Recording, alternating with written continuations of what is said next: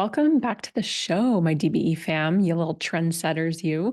This episode is just coming straight from the heart, and I don't know if it's because I just turned 40 this week, which I still don't know how that happened, or because I've just been in such a deep season of reflection. And when I say season, I'm not talking about a couple months like winter or spring. I'm talking about like at this point, years. And so I'm really excited to have this conversation with you just to bring you along for where I'm at, because I really believe that the only way that we can make more income and make more impact is not only that you sort of have to go through these four phases I'm going to talk about, but you need to understand these four different phases. And they're kind of like a blend between business phases as well as personal phases. So, with this episode and this conversation, I want you just to kind of like take a pulse check for where you're at, of course, without judgment, but just to like see where you're at. Because for me, I will tell you as we get there, this one particular phase, I was stuck, for lack of a better term, in for a really long time, like a year and a half or so. And it was really painful. So I gave these phases like little names. You can call them phases, seasons, eras, whatever, Taylor Swift. Okay. But let's just dive into it. So, the way that I see it, because I work with so many new entrepreneurs and coaches, and of course, I was one at one point. I'm also a visionary, like so many of you listening. I am obsessed with ideas. I'm the type of person, and this might drive you crazy, where I start projects and I could care less if I finish them to a fault, right? Like sometimes the team's like, hey, how about that thing we were working on? I'm like, man, old news, don't care anymore. So I don't know if that resonates with you, but for me, I've learned as I've gotten older, this is like not a bad quality trait, right? I don't think things need labels of good or bad. It's just that's how I am. I'm constantly with ideas and downloads and I get excited. And it's not that the excitement wears off and I quit. It's just like once I've started it, that's all I need to feel fulfilled. And this literally could be making bracelets, like just going to the store, buying the beads, stringing them together. I'm like, woohoo. But then putting the dot of glue on the end of the string to actually wear the bracelet, I'm like, meh, I actually have gosh, probably 12 or 15 bracelets upstairs right now that have been done for months, embarrassingly, like 9 months probably, that I just haven't put the final like dot of glue on. So I haven't worn them. But for me, it's like the process of doing it, the process of starting it, the process of creating it is where all the fun is for me. So anyway, phase number one, season number one, era number one, I called Dreamland. So this is where so many of us start, because when you're in Dreamland, you're in anything is possible. Why not me? Watch me. Dream bigger. I'm going to go for it. Like this is where I was specifically when I look back on this particular entrepreneurial journey. When I was a school teacher, that was me. I was living in la la Dreamland all the time. So I'm going to take you back real quick. I started in 2012 in the online space, which is nutso. And at the time, I was also working with a network marketing company. And I think a lot of my dreamland thoughts came from number one, really diving heavily into a lot of personal development books at the time, starting to really read a lot of business and marketing books at the time as well. And being a part of network marketing, I was going to the rah, drink the Kool-Aid, like giant conferences and festivals and stuff that they would throw. And I would see these millionaires that they were giving awards to walk across the stage, and they would tell their stories. And like 9 times out of 10, these people maybe didn't even graduate college, didn't graduate high school, or they did, but they like left their 9 to 5 career. And they were people just like me that were now making $1 million in this network marketing business.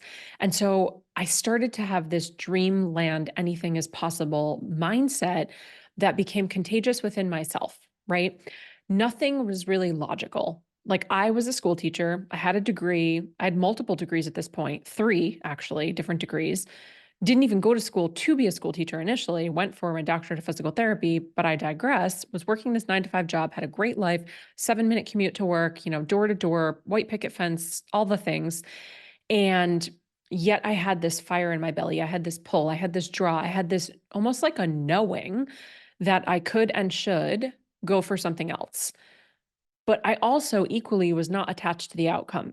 So whether that was like I would be on my prep period at school or lunch period, and I admittedly would be scrolling Instagram and I would see some of these gals back in 2013, 14, 15, 12, 13, 14, a lot of the like up and coming influencers, when that started to become a thing. So a lot of these health and fitness girlies that I was following, all of a sudden are getting invited to all these brand ambassador things and Adidas and Nike, and they're going to pop-ups, and, new gyms are opening in New York City, and they're getting flown to LA and drinking matcha and like posting about it. And at the time, I don't even think they were getting paid. It just was like the start of influencer marketing.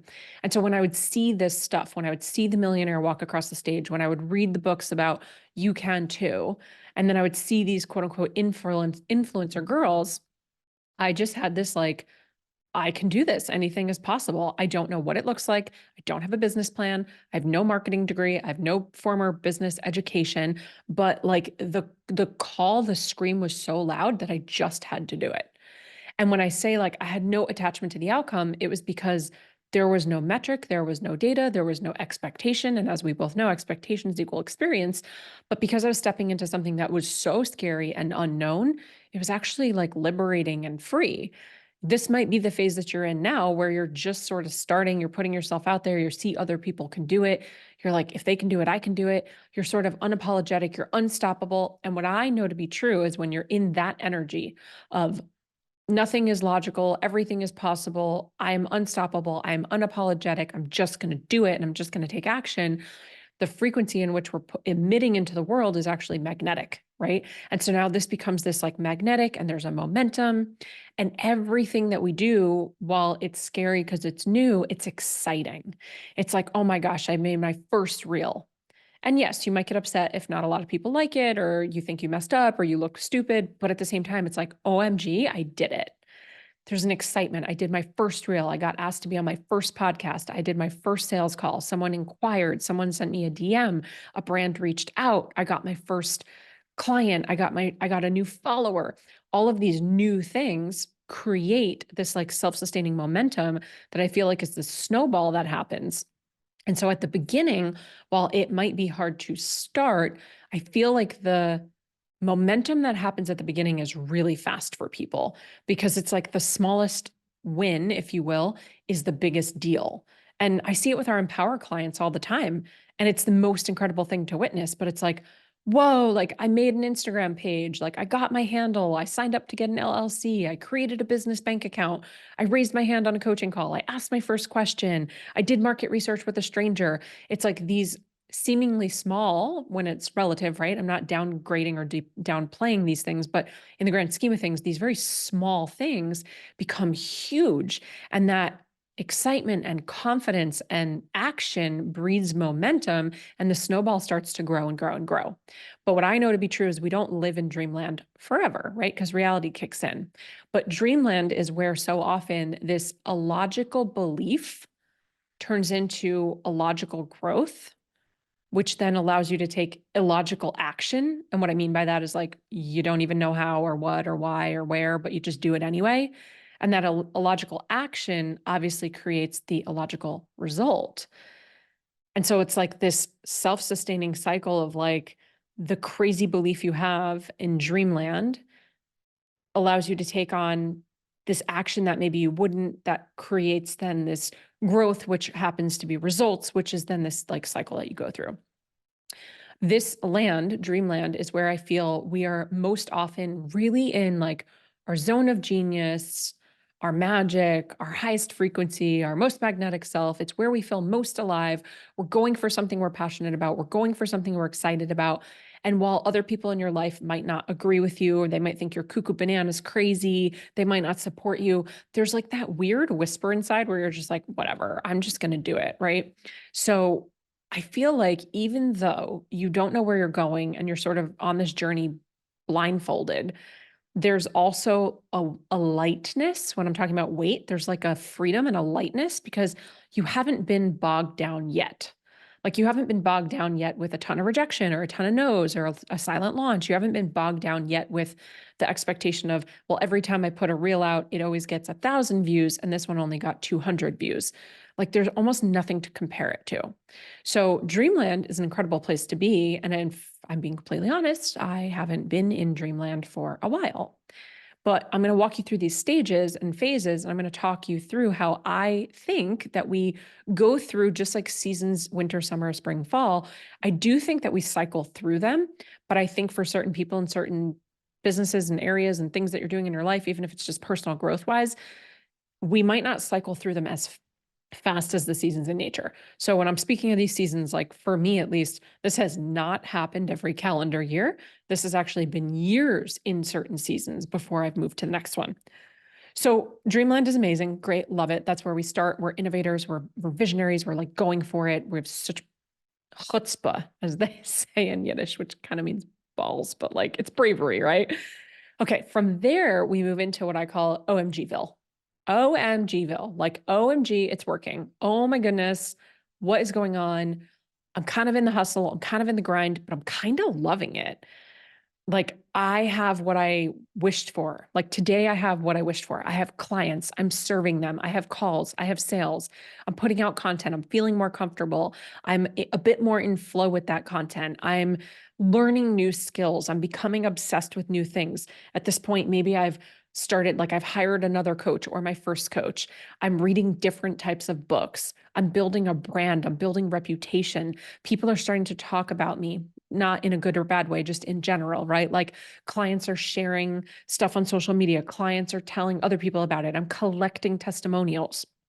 In OMGville, I find myself in clients, it's a lot of saying yes, right? And I have said this for, gosh, 10 years. The quickest way to build a business is to say yes. And I believe the quickest way to scale a business is to say no. And in OMGville, you are like, yes, lane, yes, lane. Everything is a yes. Can you speak at my event? Yes. Will you do it unpaid? Yes. Will you come guest coach? Yes. Do you want to be on my podcast? Yes. Should I start a membership? Yes. Like, should I do collaborations? Yes. Should I post more? Yes. It's just like you're in that yes season because the momentum from Dreamland has been so big. With that momentum, there have also been results.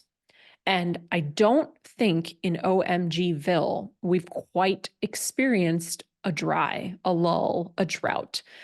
It's not until we experience those things that the momentum doesn't feel as though it's there anymore. And I'm talking specifically about results here, which we both know very well that results don't equal our self-worth. We know that, like logically, conceptually, consciously, we know that. But if you're anything like me, which is a human, I am certain at some point in your life, you likely have put a lot of weight on results, grades, income, accolades, awards.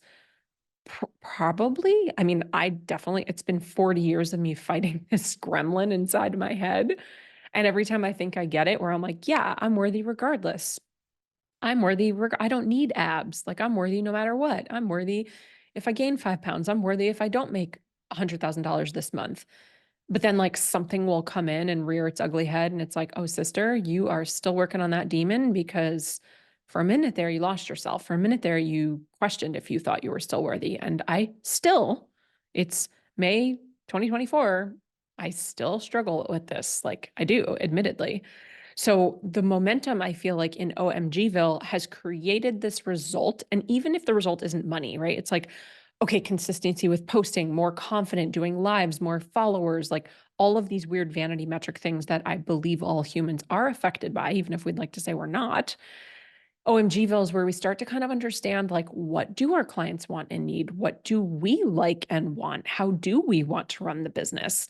All of a sudden you're kind of like taking things more seriously because you almost have to, right? Or you feel like you almost have to because the brand and the reputation has been built. People are starting to know about you. You do have clients. There's a responsibility there that didn't exist when you were in Dreamland. And that's why with my clients inside of Empower, which is, I always mention it because it's like it's really like the first step. It's the first program. It's a lot of beginners.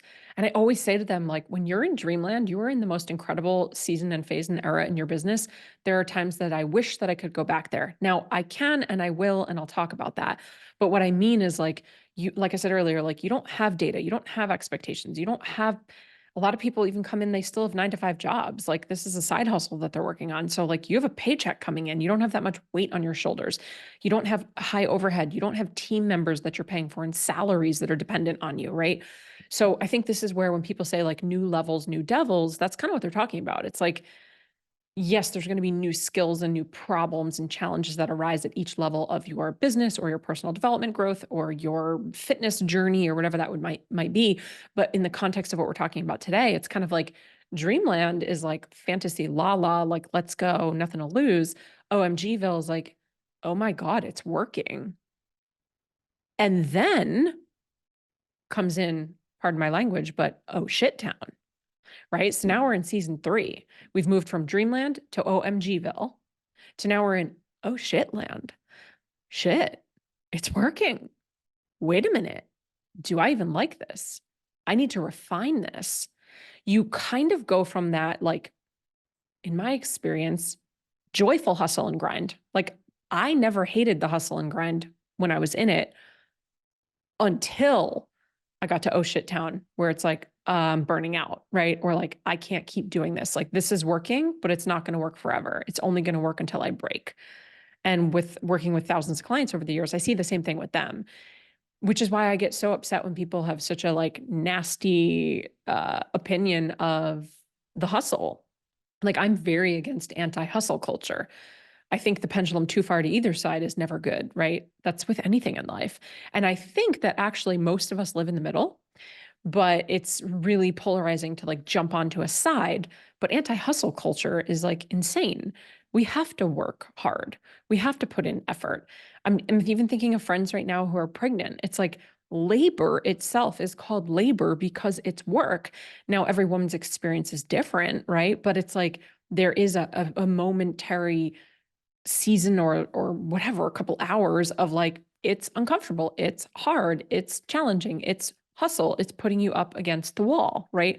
So I think anything good in life, like there's a little bit of work, there's a little bit of hustle, there's a little bit of grind that has to come into play, but that doesn't mean you have to live that way forever.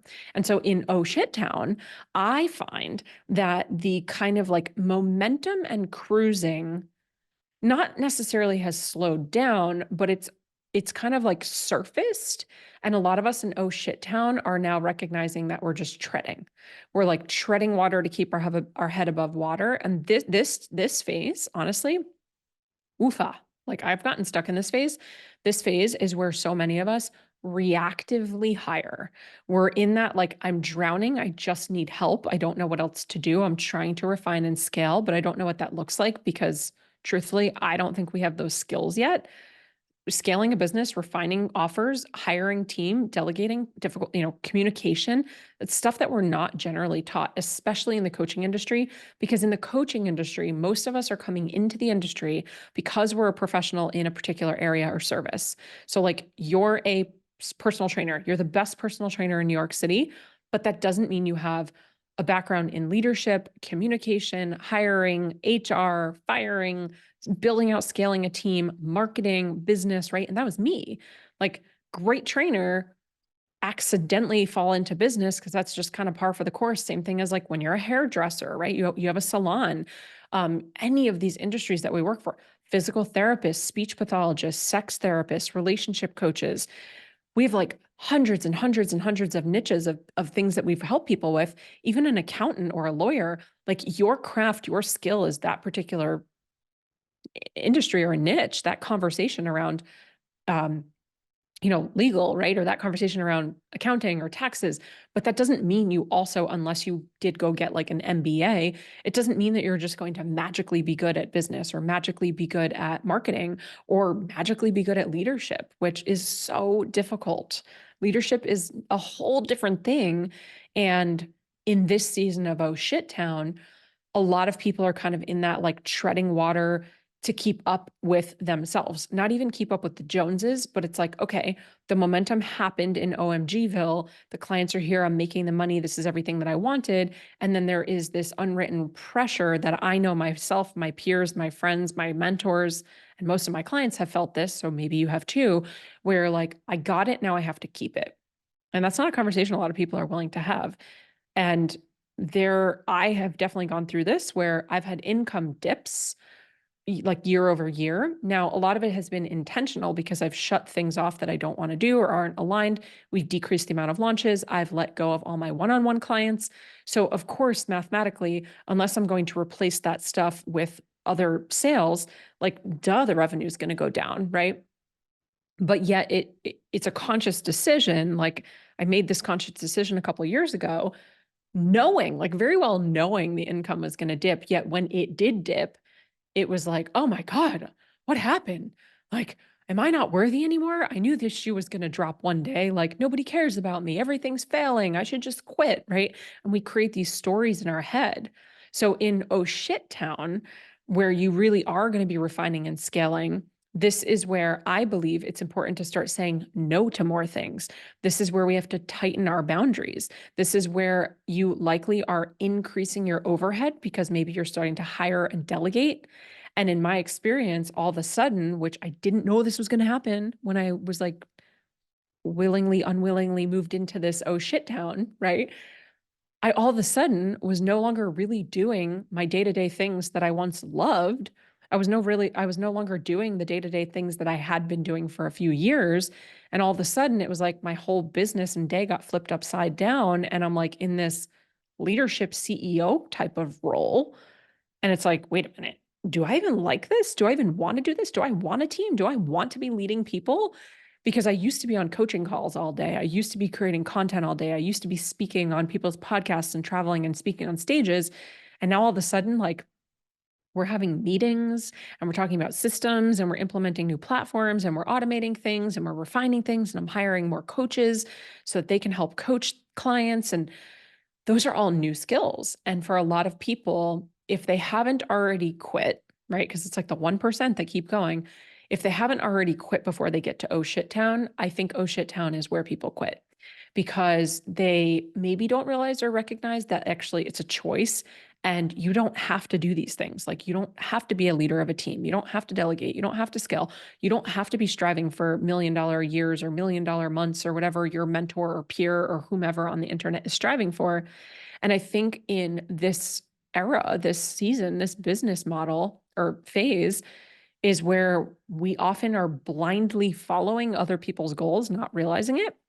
We're blindly following other people's business models. We're blindly following like what our mentors are doing and thinking that we need to replicate what they're doing because we've been taught that success leaves clues, right? And like it does, but just because how you do something is working for you does not mean that it would necessarily work for me. And so this is the season that I got trapped in. And I say trapped loosely because I had the key. I just forgot that I was the one holding the key. I got trapped in this season for about 18 months, possibly a little bit longer, the entire year of 2022 and a good portion, excuse me, of 2021, the entire year of 2021 and a good portion of 2022. And how this manifested for me was what I call like the dark night of the soul. Um, I'm very grateful to say that I've never really experienced or been diagnosed with anything like depression or anxiety, anything like that. But in 2021 into 2022, if I had to guess, there was a level of depression that I was going through. If I had to guess, there was an identity loss and shift that I didn't have the skills, I didn't have the wherewithal, I didn't have the emotional intelligence to handle in a way that I wish I did. Now I got through it and I leaned into tools and therapies and different things that I needed, but I think had I been more emotionally mature, had I been more like further along on my own self-love journey and stuff like that, I think I could have moved through that season a little bit faster, but I also know that that season wasn't there to be a race. It was there to teach me things. And I think with an identity loss, with anything that we lose, there's a grieving process, right? And so the grieving process for me was really, really long and it was really, really arduous and it was really, really hard and it was really, really dark.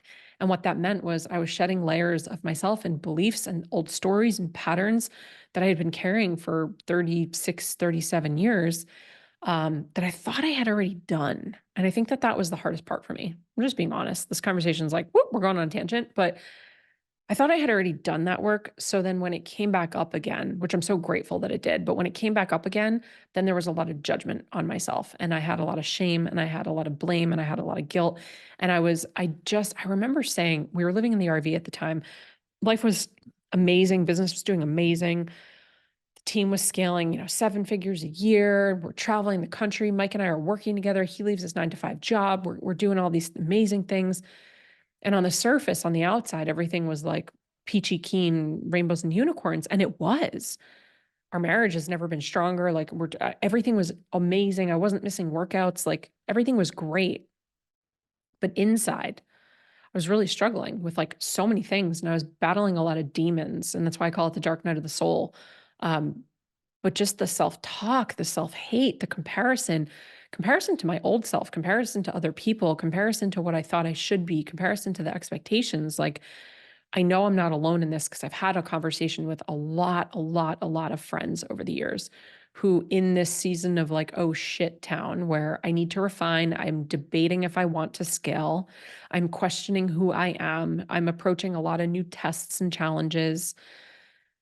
There's an interesting comfort that we find in the discomfort, right? We do this all the time. So it almost feels safer to stay in the chaos than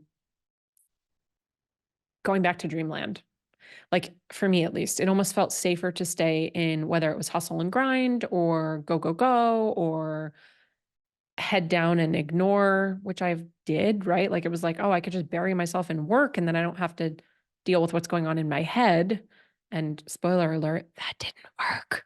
It was like the more I tried to avoid it and ignore it, the louder it got. And the louder it got, the harder it got. This is also the season where I say this all the time to my clients. I don't know who agrees with me, and it's totally fine. I feel that the more that we learn, it's like the less that we know. I say this to my mastermind clients all the time because there is this ignorance, right? Like ignorance is bliss. There's this ignorance and joy in Dreamland when you're just throwing spaghetti at the wall. You've got nothing to compare it to. You don't really know that much. You've never really learned, like, let's use business, for example. Like you haven't learned like the formal launch model, and you should have a launch vehicle, and what's your domino belief, and did you lock in your messaging, and did you write a hook, and do you have a call to action, and right, all these things. And it's kind of like over time, the more that you learn, all of a sudden, in my experience, you start to question what you know. And now it's like 10 times harder to put up a post because in my head, I'm going through a mental checklist of like, okay, did I use a hook? Was it a good enough hook? When was the last time I used a hook like that? Okay, good. Did I use the meat and potatoes? Am I solving a problem or offering a solution? Did I poke at a pain point, or did I like dangle a solution over here? And is this a personal story? Is it relatable? When was the last time I said something polarizing? Am I a thought leader here? Okay. And then was there a call to action? What do I want them to do? Where do I want them to go? Wait, hold on. I have a podcast. I should push them there. No, I've got a YouTube channel. I should push them there. Hold on. Maybe I just want them to comment underneath so I can get my engagement up. Maybe they should DM me because link in bio isn't great, right? And you start to play this game in your head where it's like the more skills and the more tricks and tips and hacks that you learn, I feel like it almost weighs on us in a negative way. And I see this with my mastermind girls all the time. As they're super advanced in what they know in business, they start to kind of question, like, what am I doing? And am I good at this? And am I even confident? And why was it so much easier before? And now it's like, if the effort doesn't equal the result, then is the juice worth the squeeze? That's like the conversation we're having in our heads. This conversation we're having in our mastermind. So when I was in oh shit town and I was working on scaling and refining, and I was saying no and tightening my boundaries and sort of raising my standards of what I wanted to do and really understanding what I wanted the business to look like, I was the most lost, confused, in pain, hurt, and sad that I'd ever been. Yet the business was doing really, really well. So that's just a little bit about where I was at. I don't know if that's where you're at right now. It's totally fine if you are, because the good news is there is a fourth season. So after Oh Shit Town, I feel that we move into Now What City? Okay, so in Now What City, it's sort of that like, I can't believe how I got here. Maybe I'm not even sure how I got here. Maybe I'm not even sure that I want to be here. But the biggest question is, now what? Now what? And that's why I called it Now What City. In Now What City, you're sort of forced to come back to yourself. You're sort of forced to come back home. Now What City is where you get to take everything that you've learned, go 30,000 feet up, take a bird's eye view of all the seasons you've been through, and really start to reflect on, what is my personal power? What do I want? how can I keep doing this, but be detached from the result? How can I really be detached from the outcome? How can I grow and flex my emotional intelligence? And what's that going to take? What do I need to strengthen my emotional intelligence? How can I get back to curiosity and play and dreamland? Because after Now What City, just like after winter, we have spring, after Now What City, we are going to go back to dreamland. It just might take a little while. So in Now What City, which I'm really grateful to say that's where I've been living in for a little while now. Now What City is like, huh, do I like this? Is this what I want to do? Am I actually still capable? Is this in alignment? Is this it? Is there more? Do I want there to be more? Am I happy? Am I healthy? Am I fulfilled? Do I like who I'm surrounding myself with? Have I been chasing something that I don't really care about? How can I shift my standards? How can I tighten my boundaries again? And in Now What City, this is where we have the opportunity, like I said, to come back to home, where when we can come back to like our truest power, when we can come back to our most dreamland beliefs, our most innocent, curious, playful, visionary beliefs, then anything becomes possible yet again, which is season 1, if you forgot. But the cool thing is, anything becomes possible with a new lens. So whether you say you want to like take your rose-colored lenses off through these 4 seasons, or maybe you actually put some glasses on, it's like all of the sudden, I can get back to dreamland. I can get back to anything is possible. But now I'm going back to anything is possible with a completely new attitude, with a new perspective, with new skills, with new lessons learned, with new light, with new energy, with new. And so we're not just going backwards to dreamland, we're moving forwards to dreamland. And now when I look at dreamland, which I'm in between Now What City and dreamland right now. I've kind of been in between Now What City and dreamland for a couple months, maybe, I don't know, 9 months or so. That's kind of where I've been. I'm like in the transition from one to another. Like the leaves haven't really fully bloomed yet, but like they're coming back. It's not winter anymore. It's not fully spring. Like when you live in the Northeast, it's March and you get like that 168-degree day and you're like, woohoo, everybody goes to Central Park wearing tank tops and then the next day it snows. I've been in that season for a couple months. I've got like 1 foot in Now What City and 1 foot in Dreamland. And I'll tell you that within the next couple weeks, I will fully be in Dreamland. Like I can feel it. I know it's there. I've just shed so much. I've learned so much and I'm so ready to be back in Dreamland. But I wasn't for a really long time. And I think that's where I said before, like this almost like self-sabotage that we do when we're in a dark night of the soul season, when we're in like, oh shit town, when we're in, I don't know, loss of identity, grieving, who am I? What do I really want? Is it worth it? Like, what about my old life? I mean, there were so many times in that season in particular where everything that we had was what we wanted and everything that we built, I was so proud of. Yet there was like this really deep-seated underlying feeling of like, well, if it all crumbled, and I got back to a 9 to 5 job, like what would be so bad about that, right? Like maybe I should just stop everything. Then I can just get off social media. I could have a normal life with a 9 to 5 job and a secure paycheck, and I don't have to do anything extra. But then when I actually think about that, when I even say that out loud, the hairs on the back of my neck stand up. I'm like, no, no, no, no. For me, like for you're listening to this, we're not built for that. There's nothing wrong with that. I say normal in quotes, right? Like my life is normal too, but I'm here for an extraordinary life. I'm here to stretch myself. I'm here to push myself. I'm here to get uncomfortable over and over and over. I'm here to go first. I am the leader. I am the trendsetter. I am the trailblazer. I'm the one who's willing to go first to say, hey, this is what I've learned. Hey, this is what's over here. Here's what you can expect over there. I am here to make mistakes. I am here to lead from the front. I don't want to be in the back of the line. I've never wanted to be in the back of the line. Call it nature, call it nurture. But if you're listening to this podcast, there's a pretty good chance you're the same way. And when it doesn't make sense, there's no illogical reasoning for it. There's still the fire in your belly. Like there's still the whisper in your ear where you're like, I don't know why, I don't know what, but I just have to do it. I just have to do it. And so it's really nice in the beginning when we are surrounded in dreamland by all the doers and the thinkers and the magic and the visionaries and the books and the podcasts and the affirmations and like, you got it, girl. And every day listening to the things and the podcasts. But then we get so into it, right? And we like forget about those things. And for me, at least when I was in OMGville, it was like head down clients. I kind of stopped reading all the books and the podcast momentarily. And then you're all of a sudden in oh shit town, and I'm scrambling to keep my head above water, treading to like breathe and figure out how to be a leader and scale a team. And then I'm losing myself. How did I even get here? Do I even want this stuff? I don't know. I don't know. And then now what city? That's how I've experienced it. I don't know if that resonates at all for you. And I don't know if you can see yourself in any one of these seasons or phases. But for me, it's been years of moving through them, years. And I've been in each phase for years sometimes. Like Dreamland, initially with this business, 2012, 2013, 2014, 2015, 2016, 2017, like all up until 5 years from when I went, like started the cute side hustle. Anything is possible, doesn't really matter, no stakes, right? Like nothing, no stakes were high. I had a 9 to 5 job. Nobody cared. Nobody knew who I was. It was just like doing the thing.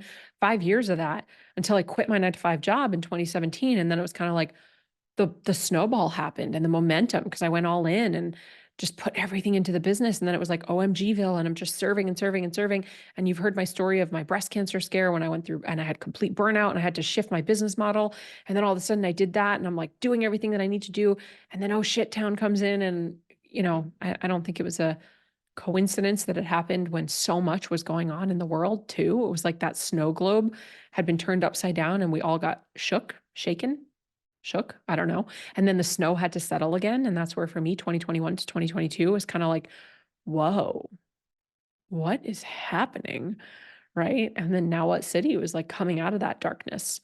So that's it. I got nothing for you. Thanks for listening. Hopefully this is helpful. If you think I'm cuckoo bananas crazy, that's okay too. I just want to share with you sort of like what I'm going through in real time. And if it could ever be helpful for you, and just know that we get to move through these seasons. And I would just say, don't judge yourself wherever you're at and don't try to rush through them. Because that's the one thing I think I started to say earlier when Mike and I were living in the RV in 2021. I used to say to him, like, I would out loud say, I don't understand why I can't get through this faster. Like I'm doing all the things. I'm meditating, I'm journaling, I'm talking to people like therapists. I was grasping at straws like astrology, numerology, human design, like anything that I could get my hands on. It was like, why can't I move through this faster? I don't understand. Like I just want to get to the finish line. And it's like the only way out is through. And for me, through took a really long time. And maybe it's not a long time to you, maybe relative, like 18 months maybe isn't a long time. But let me tell you, when you're in it, I think a month is a really long time when you're in it. So I look back now and I'm just really, really proud of myself. And I also know that there probably will be seasons like that in the future again. And now I'm better equipped with better perspective, higher emotional intelligence, more personal power to sort of approach those seasons. And I will also just say, I'll put a bow on it here when we're talking about business and everything through the lens and context of business. It's like the faster you can get back up, that comeback rate, the better off you'll be. It's when we let ourselves tell ourselves stories. There's fact and fiction. When we create the fiction story about what did or did not happen, the sale you did or did not make, the person who ghosted you, the launch that didn't go the way you wanted, that will take you out. That shit will take you out. You'll start to doubt yourself. You'll lose all self-worth. You'll lose confidence. You'll lose momentum. People can feel it. There's like a desperate energy that comes through. Like we've been there. We've all done that. Anyone who's launched has done that. And so it's like that comeback rate, that ability to just sort of check yourself back into whether it's gratitude or presence or curiosity or visionary mode. Like the faster you can come back, the more you're going to enjoy this experience. And in my experience, the more quote unquote successful you'll be. And I say that in quotes because success is different, right? It's subjective for everybody. But whether that's making more money, being happier, feeling more fulfilled, being more prepared for your launch, like whatever the marker of success is for you, detaching yourself from what it is and the result that you get or don't get is like, I mean, that's the ultimate, right? It's like we're meaning making machines. And so we're very good at making meaning out of things. So be really mindful of what you're saying is fact and what you're saying is fiction. Because most of the time we're creating a whole lot of fiction in our heads. And then we tell ourselves that we're not creative, which is so ridiculous. All right, my friends, I hope you love this episode. If you did, it would mean the world to me if you took a screenshot and shared it on social. It seriously is the best way for us to reach more people. Podcasts are so fun. They're so wonderful. We can just pop them in, pause them, listen to them at 2x speed, do them, listen while we're at the gym, taking laundry, doing all the things. So this is such an easy way for you to help share with more people so that we can get it in the ears of more people to hopefully help more people get into Dreamland if they're not already there. And if you're in any of the other phases, I am really hoping that some of this content just helps you even feel seen and heard and understood, because that is one of the things that I felt very, very, very much alone when I was in my dark season of what's wrong with me. Why is this going on? I have everything on the outside, yet on the inside, I'm feeling like garbage. So I see you. I love you. I want to have a conversation with you. If you feel called, shoot me a DM. We can chat about it.